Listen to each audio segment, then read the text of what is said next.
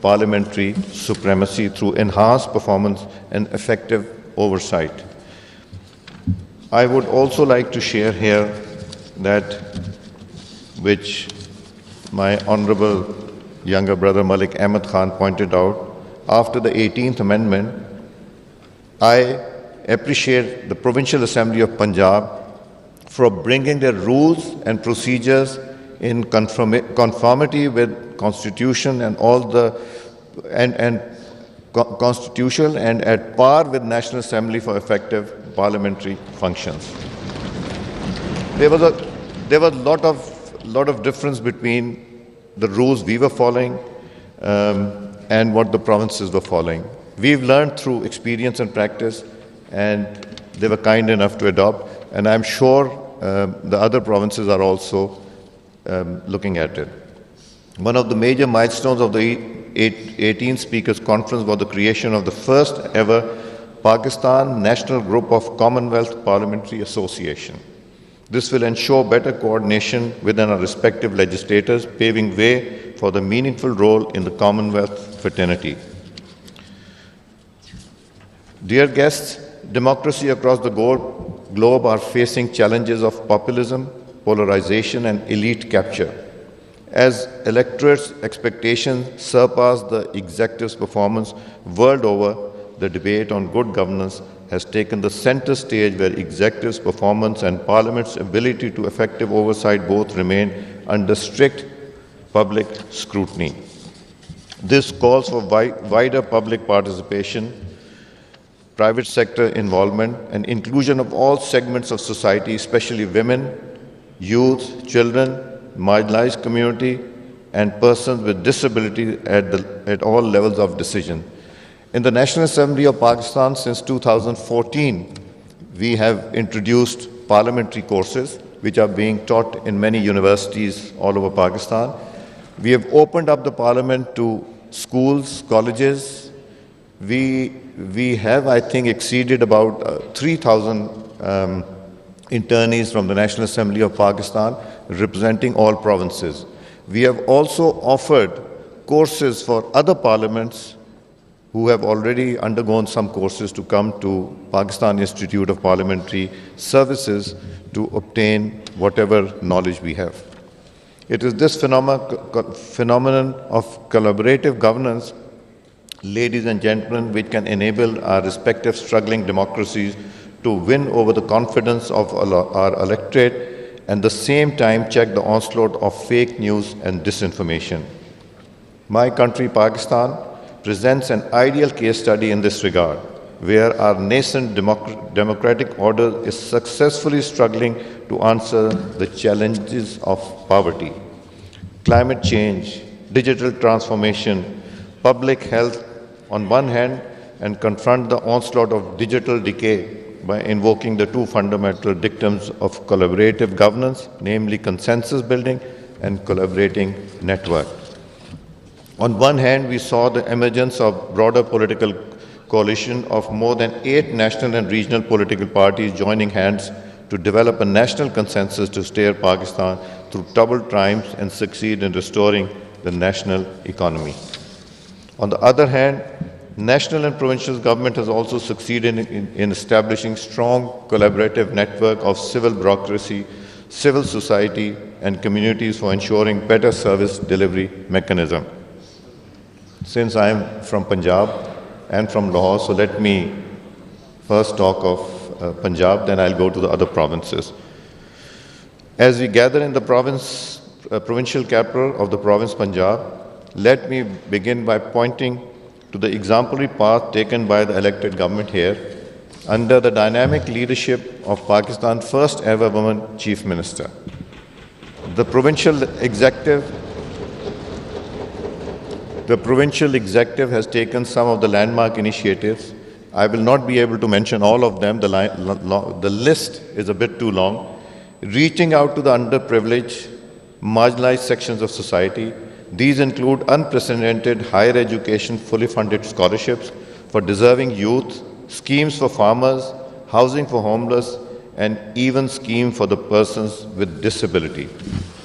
Such fine examples of collaborative governments are also evident in the province where in Sindh, state-of-art health sector and housing for the affected communities of the 2022 floods were made available through effective public-private partnership. I myself has witnessed those. It was a flood that we've never seen in the history of Pakistan, but the way the recovery was made, the way the Sindh government played their role, it is really commendable.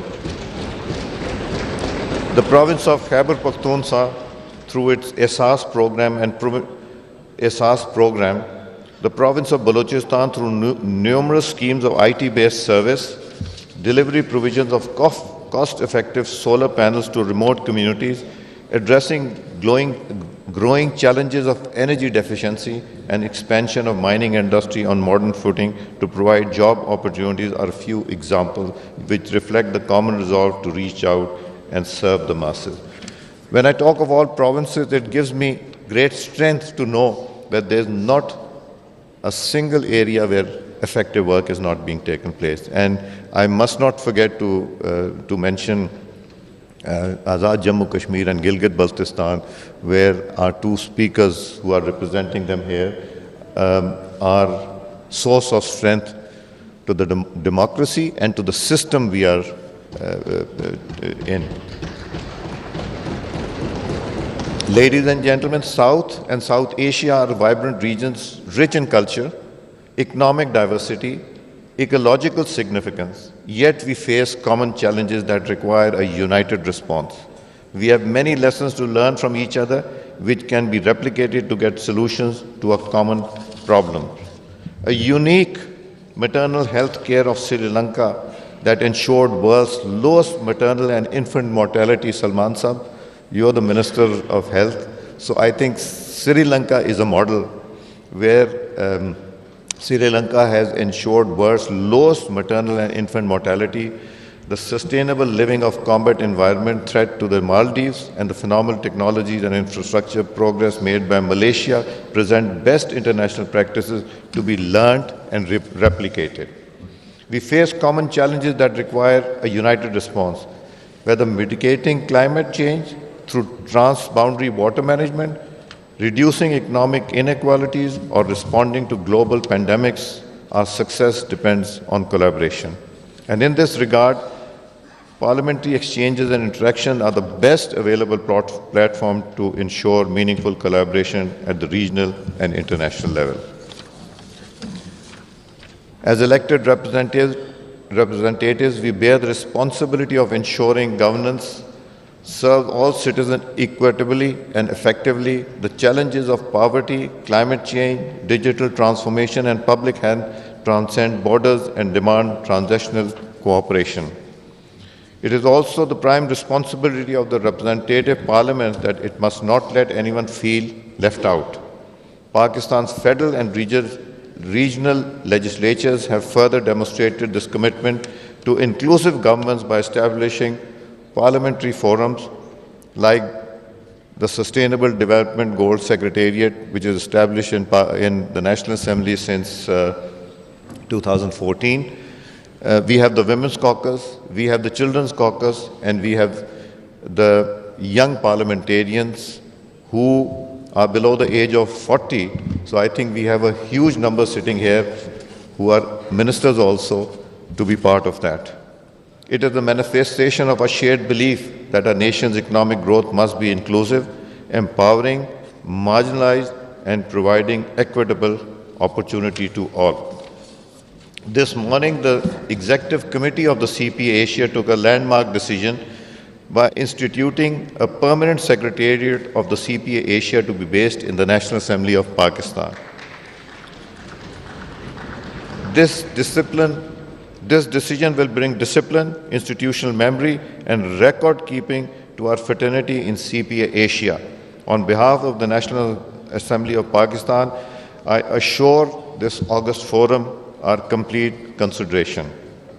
Ladies and gentlemen, let us devise a joint strategy for tackling climate change, ensuring regional peace, connectivity, and inclusive economic development. It is our duty as legislators to proactively enact laws, prioritization of clean air, resilient urban planning, and sustainable regional resource management. We must build consensus on environmental policies, promote cross-border conversation of projects, ensure sustainability remains central to our legislative agenda. Our legislators must regulate artificial intelligence. It's good, but it's scary at times also. Expand digital access and ensure responsible governance of emerging technologies. We must also legislate for resilient health care and inclusive education, equipping future generations with skills to thrive in an evolving world. This conference must pave way for innovative solutions, enduring cooperation for an inclusive, resilient, and sustainable future. But dialogue alone is not enough. We must act. We must translate our collective vision into meaningful reforms. Malik Ahmed Khan Sahab, I really thank you for getting everyone together. I think the next few days are going to be extremely important. How we want to shape our region, how we want to move forward, because CPA is not only a goal, it is IPU also, Interparliamentary Union, where we need to strengthen and take the provinces on board, engage the provinces in exposing them to international conferences as IPU also. So I thank you for arranging this gathering, and the variety of guests that you have invited, that gives me further strength of, I'm sure you're getting in colleges and schools also, and your and my college will also be coming here. I thank you all.